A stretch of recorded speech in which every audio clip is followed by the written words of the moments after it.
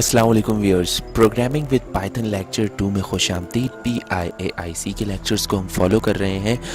पिछली बार हमने data types और प्रिंट फंक्शंस वगैरह के बारे में जो है वो डिस्कस किया था। आज हम जो डाटा टाइप डिस्कस कर रहे हैं वो है पाइथन नंबर। पाइथन नंबर जो स्टोर करता है वो न्यूमरिक वैल्यू करता है, और न्यूमरिक वैल्यू स्टोर कराने के लिए हमें वेरिएबल जो है वो डिक्लेयर करना पड़ता है अपनी प्रोग्रामिंग लैंग्वेज में। जनाब, वेरिएबल्स की बात की जाए तो आपका एक स्टोर होल्डर होता है। अगर इसकी डेफिनेशन हम पढ़े तो a name piece of memory that can store a value. Variables के तीन जो है वो अहम यूजेज हैं। अगर आप कोई भी चीज़ कैलकुलेट करना चाहते हैं, कंप्यूट करना चाहते हैं अपने एक्सप्रेशंस के रिजल्ट में, तो आप वेरिएबल डिक्लेयर करेंगे। आप वेरिएबल में अपने वैल्यूज़ को स्टोर करा सकते हैं, और आप वेरिएबल को अपने प्रोग्राम में जो है वो बाद में जब आपको ज़रूरत पड़े आप उसको यूज़ कर सकते हैं। जनाब, असाइनमेंट स्टेटमेंट ये है कि वेरिएबल में जब भी बात की जाती है तो असाइनमेंट स्टेटमेंट आएगा।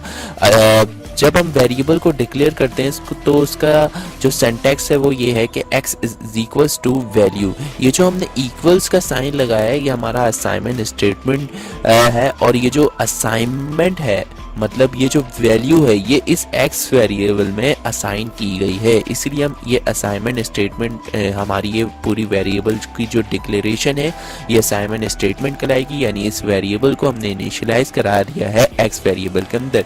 एग्जांपल यहाँ पे देख लीजिए, x इक्वल्स टू 5 तो 5 प्रिंट हुआ है, और GPA इज इक्वल्स टू 3.4 तो 3.41 जो है वो आउटपुट में प्रिंट हुआ है। वेरिएबल्स को आप डिफरेंट जो है वो मैथमेटिकल एक्सप्रेशंस के साथ भी कैलकुलेट कर सकते हैं। हम उसको अपने नेक्स्ट जो है वो वीडियो में डिस्कस करेंगे। फंक्शन और हमने बूलियन एक्सप्रेशंस के हवाले से देखा था, और सेपरेटर भी हमने डिस्कस किया था। आज हम वेरिएबल इनपुट लेके देखते हैं किस तरीके से जो है वो इसको हम यहाँ पे इनिशियलाइज करवा सकते हैं। मैंने लिया एक वेरिएबल एज और इसमें असाइन करा दिया 26 की वैल्यू, और मैं एक प्रिंट का फंक्शन यूज़ करते हुए इसको अगर प्रिंट कराना चाहूँ तो शिफ्ट प्लस टैब, और आप देख सकते हैं 26 इसने प्रिंट कर दिया।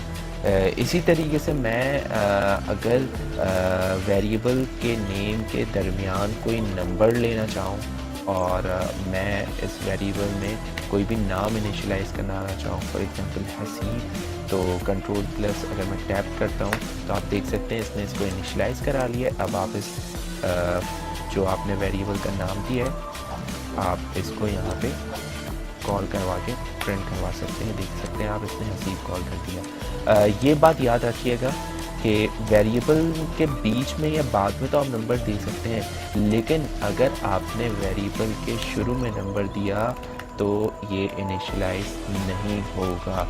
आप चेक कर लेते हैं इसको कर। अब आप देखें इनवैलिड सिंटैक्स जो है वो हमें शो करा रहा है। तो जब भी वेरिएबल हम इनिशियलाइज करवा रहे होंगे, तो उसमें जब भी कोई वैल्यू असाइन करवा रहे होंगे तो हम यहाँ पे जो है वो इस चीज़ का ख्याल रखेंगे।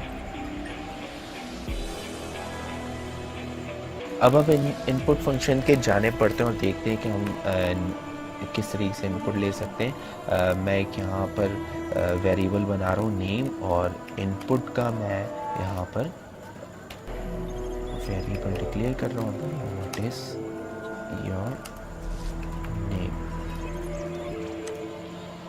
इसी तरीके से मैं एक एज, जब मैं एज लूँगा यहाँ पर तो एज में मैं डायरेक्ट इनपुट नहीं लिखूँगा, उसको बताऊँगा कि ये इंटीजर टाइप है, और मैं फिर इनपुट लूँगा और one more bracket for the string what is your age. उसके बाद यहाँ पे प्रिंट के फंक्शन यूज़ करते हुए जो तरीका है पहला प्रिंट कराने का, बहुत सारे मेथड है, अभी वो तमाम मेथड डिस्कस करेंगे। माय नेम इज़, और आप एक कॉन्कैटिनेशन का जो है वो यहाँ पर मैं यूज़ करूँगा साइन प्लस नेम प्लस ये कॉन्कैटिनेशन का साइन है इसका, और इसके ज़रिए ये जो है वो इसके एड्रेस को कॉल करता है, इस वेरिएबल को कॉल करेगा। फिर मैं सिंगल कोटेशन फ्री लूँगा एंड माई एज इज़, और यहाँ पे मैं कॉन्केनेट करके स्ट्रिंग और एज लूँगा। ये तरीका है एज को इनपुट लेने का।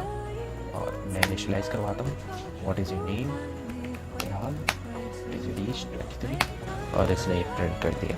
नेक्स्ट वीडियो में हम इसके दूसरे मेथड्स और मज़ीद एक्सप्लेनेशन डिस्कस करेंगे। Thank you for watching Zafar's tube. Channel को ज़रूर सब्सक्राइब कीजिएगा। अल्लाह हाफ़िज़।